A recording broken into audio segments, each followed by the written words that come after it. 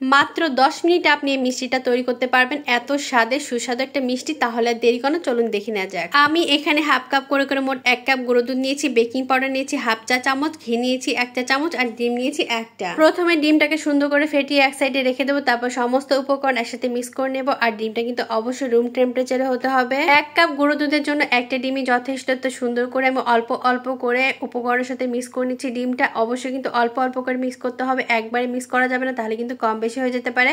আর আমার এখানে কিন্তু পুরো একটা ডিমই লেগে গেছে। আমি ডিমটা দিয়ে সুন্দর করে একত্রে মিক্স করে নিয়েছি। আর মিক্স করা কিন্তু হয়ে গেছে। আর অবশ্যই কিন্তু এটাকে শক্ত করা যাবে না, অবশ্যই নরম করতে হবে, বেশি শক্ত করলে কিন্তু মিষ্টি ফুলবে না। তারপর এটাকে আমি 5 মিনিটের জন্য রেস্টে রেখে দিয়েছিলাম। 5 মিনিট পরে এটা সেট হয়ে গেছে। তো দেখেন এখানে কিন্তু আমার হাতে লেগে আসতেছে। এর জন্য আমি 1 চা চামচ পরিমাণ ঘি নিয়ে আমি সুন্দর করে এটাকে মিক্স করে দেবো। আর হাতে সুন্দর করে একটু লাগিয়ে নেবো আর একটু ঘি। তারপর আমি সুন্দর করে এটাকে বল বানিয়ে নিব। আপনারা আপনাদের শেপ অনুযায়ী সুন্দর করে বল বানিয়ে নেবেন। আমি আমার পছন্দসই অনুযায়ী আমি বল বানিয়ে নিচ্ছি। তো এইভাবে আমি সবগুলো বল বানিয়ে নেব। দেখেন কতটা সুন্দর স্মুথ হয়েছে। আমি একটা বাটির মধ্যে বলটাকে রেখে দিলাম। তো এইভাবে আমি সবগুলো বানিয়ে নেব এক এক করে। আপনার মিষ্টির ডোটা যতটা পারফেক্ট হবে আপনার মিষ্টিগুলো কিন্তু ততটাই সুন্দর হবে। আর মিষ্টিতে কিন্তু ক্র্যাক থাকা যাবে না, মানে মিষ্টিটা যদি স্মুথ হয় তাহলে মিষ্টিটা অনেক সফট হবে এবং অনেক জুসি হবে, ভিতরে অনেক সুন্দর রস প্রবেশ করবে। আমি এখানে যতগুলো উপকরণ মিক্স করেছি মানে নিয়েছি সবগুলো উপকরণ কিন্তু রুম টেম্পারেচারে ছিল। অবশ্যই রুম টেম্পারেচার আপনাদেরও নিতে হবে, ফ্রিজে হলে কিন্তু হবে না। তো আমার মিষ্টিগুলো কিন্তু সবগুলো হয়ে গেছে। দেখেন কতটা সুন্দর হয়েছে। এখানে আমি হাফ লিটার পরিমাণ দুধ নিয়েছি আর দুটো নিয়েছি এলাচ, সুন্দর করে এটাকে ফুটিয়ে নিয়েছি। আর অবশ্যই হাফ কাপ পরিমাণ চিনি দিতে হবে, সেটা আমার স্কিপ হয়ে গেছে, মানে ভিডিওতে তুলতে ভুলে গেছি।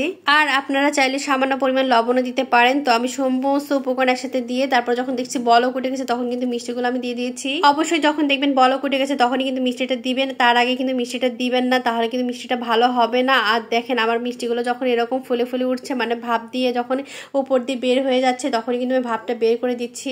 আপনাদেরকে ওই কাজটা করতে হবে যখন দেখবেন উপর দিক দিয়ে বলক উঠে আসতেছে, মানে দুধটা পড়ে যাচ্ছে, ভাপ বের করে দেওয়ার জন্য আপনাদেরকে কয়েকবার এই কাজটা করতে হবে, তাহলে মিষ্টিটা সুন্দর করে ফুলবে এবং সুন্দর সব দিক দিয়ে পারফেক্টলি ওকে হবে। আর চুলার জালটা কিন্তু অবশ্যই লো হিটে রাখতে হবে, মানে মিডিয়াম টু লো হিটে সুন্দর করে এটাকে 10 মিনিট জাল করতে হবে। 10 মিনিট জাল হয়ে গেলে তখন মিষ্টিগুলোকে বন্ধ করে ঢাকনা দিয়ে ঢেকে 2 ঘন্টা রেস্টে রেখে দিবেন। আর 2 ঘন্টা পর দেখেন আমার মিষ্টিগুলো কতটা সুন্দর হয়েছে। মিষ্টিটা আমি দুধ থেকে তুলে নিয়েছি আর সুন্দর করে এটাকে দেখেন এই যে গুঁড়ো দুধ একটু কোটিং করে নেব, মানে আমি হাফ কাপের মতো গুঁড়ো দুধ নিয়েছি আর 1 চা চামচের মতো ঘি নিয়েছি, সুন্দর করে এগুলোকে মিক্স করে নিচ্ছি। তারপর আমি এটার মধ্যে এক এক করে সবগুলো মিষ্টি দিয়ে দেবো আর মিষ্টিগুলোকে সুন্দর করে কোট করে নেবো। আর এইভাবে মিষ্টি বানালে আপনার মিষ্টি কখনোই ফেল হবে না। তো দেখুন আমি সুন্দর করে এক এক করে মিষ্টিগুলোকে কোট করে নিচ্ছি। আর এইভাবে মিষ্টি বানিয়ে আমি সবাইকে খাইয়েছি, সবাই খুব পছন্দ করেছে, সবার খুবই মজা লেগেছে। একবার যদি এইভাবে মিষ্টি বানানো শিখে যান তাহলে কিন্তু আপনার বাইরে থেকে মিষ্টি কিনে খেতে হবে না, আপনি বাসায় সুন্দর করে গুঁড়ো দুধ দিয়ে এইভাবে মিষ্টি বানিয়ে খেতে পারবেন। আর একটা মিষ্টি দেখেন আমি কেটে দেখাচ্ছি, কতটা সুন্দর জুসি, ভিতরে একদম সুন্দর জুস, মানে একদম রস ঢুকে গেছে। বিশ্বাস করেন যে জীবনে কোনোদিন মিষ্টি বানায় নেই সে কিন্তু সুন্দর মতো এই রেসিপি ফলো করে মিষ্টি বানিয়ে নিতে পারবে।